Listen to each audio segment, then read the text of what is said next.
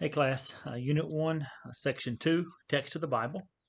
We're going to talk about, we're going to study about how ancient books were made. Um, talk about a little bit about paleography, the study of the writing, ancient writings. We're going to talk a little bit about papyri, which is made from the reeds of plants in the near the Nile River. It looks kind of like cornstalk, or maybe sweet cane. You take it and you slice it down the edges and you unroll it and you take them and you lay side by side. Then you lay a set crossways and you hammer them together. A really interesting process of how they made paper. They didn't have the trees in the international paper like we do, or the company, Weyerhaeuser or whatever company. So they had to make their own paper. Have the parchment, which is made from animal skin. There's a really interesting video. It is located both separately in the not discussion board, in the Blackboard shell, and it is integrated into the PowerPoint, how ancient books were made. So check that out. We'll talk a little bit about palimpsest, which is an older, or better way to put that, this a second used uh, uh, parchment. You would take a parchment and you would clean it. You would use it again. After all, a lot of work goes into making their paper. They didn't just throw it in the trash. And then you actually talk about how paper came along later. We're going to move through transcribing manuscripts. We're going to talk about the difficulty of the work. Uh, we really, we really don't understand how hard it is to get written text. I have an office. Probably, I'm just looking around right now. I probably have 300 books, maybe more, sitting. I have probably 100 right here beside me. I'm writing my dissertation. If I step the wrong way, I'll lose an ankle.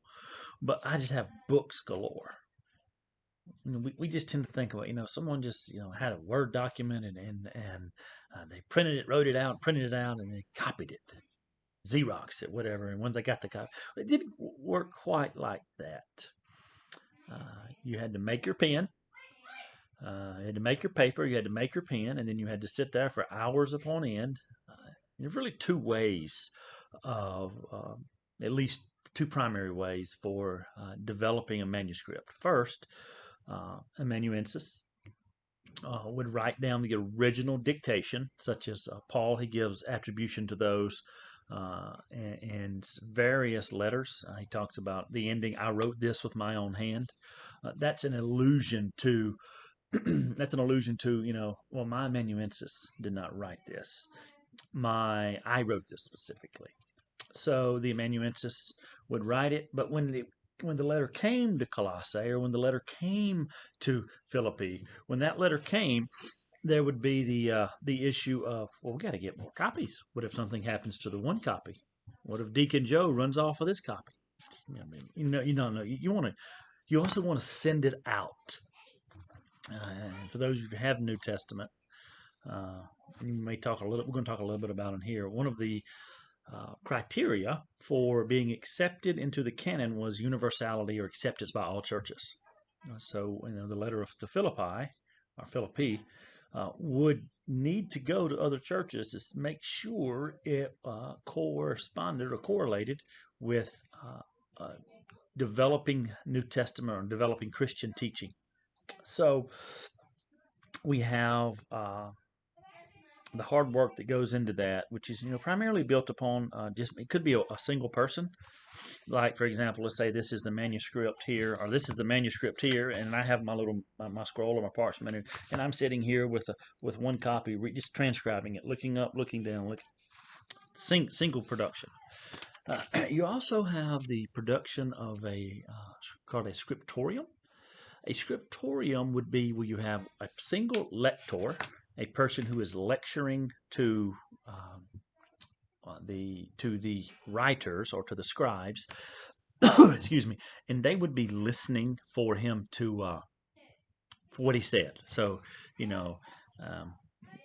might say, in the beginning was the Word, and then I would take my pen, and I would take my pen, I would dip it in my ink, and in the beginning was the Word, and I would look up again. Look up, look down. In the beginning was the Word, and the Word was with, and the Word was with God. Okay, the Word was with God. She would have not just you sitting there, but you might have 5, 10, several people sitting there. And the manuscripts will be produced that way. Remember, one of the most important things, or if not the primary factor in determining whether or not your manuscript was accepted or rejected, is accuracy. Quality work was compensated. If the manuscript had a lot of errors, they didn't have any whiteout. I don't really want to tear this up, but I will. I hope they weren't that as emphatic as I was, but they really had to, especially when you're dealing with the passages of Scripture. You would have to be thrown away. A certain amount of errors were allowed. So, and we talk a little bit about in the PowerPoint about errors. We talk a little bit about uncials or majuscules and minuscules. We talk about in the third PowerPoint the manuscripts. We talk about dating the manuscripts, talk about collating the manuscripts, how the different types of collations. We really talk about the families of text. We talk about the Alexandrian. We talk about the Caesarean. We talk about the Byzantine. And we talk about the one that I knew I was going to forget because I forget it regularly. Gosh.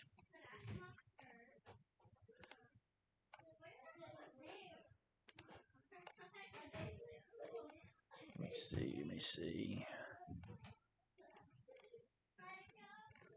All right. 4 types, Derek.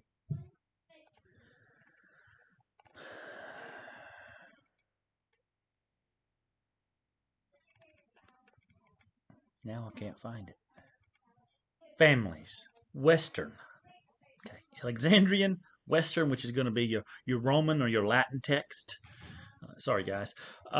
Your Egyptian, your Alexandrian text is going to be in Egypt. Your Byzantine text is going to be in Asia Minor and Greece. And that's because of Constantinople is really a center for Greek thought. And Caesarean, which is Palestinian text. So, sorry for that hold up. So we'll talk about that and in the manuscripts, and then we'll talk about the history of handwritten text. So enjoy. Be sure also that you're downloading this information from Blackboard. You paid for this course, and you need to use this information in your ministry. No one remembers everything they read. So you need to go ahead and download this. Maybe you can teach it to your class, to your students, or if you're a youth minister, or teach it to your church. I'm sure they would enjoy this thoroughly. Don't make them read this though; they might throw you out.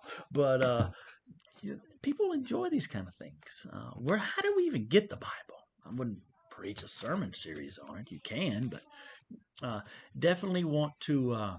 You preach a sermon series on inerrancy and inspiration, and you could correlate that with, you could support that with the studying of the Bible. So you be sure you're downloading these documents before you get too far in and the window closes and you can't access it again. So go ahead and be sure you do that. I'm going to let you go. I'm going to take too long. I don't like too long of videos. We'll see you next time.